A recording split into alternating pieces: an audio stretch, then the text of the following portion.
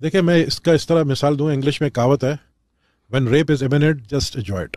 ये कोई कहावत नहीं है सर, ये नहीं है। है। अगर आपके ऊपर इतनी मजबूरी है कि आप बलात्कार कहते हैं या ज्यादती कहते हैं उसको बर्दाश्त कर सकते हैं, अगर आपके अंदर ये कुव्वत है बर्दाश्त की, तो जस्ट एंजॉय इट। वरना तो आपके अंदर गैरत है तो आप खड़े रहे और आप बर्दाश्त ना करें। हमने खुद बर्दाश्त किया तो हमें यूज करते हैं। आपको आप यूज कैसे होते हो?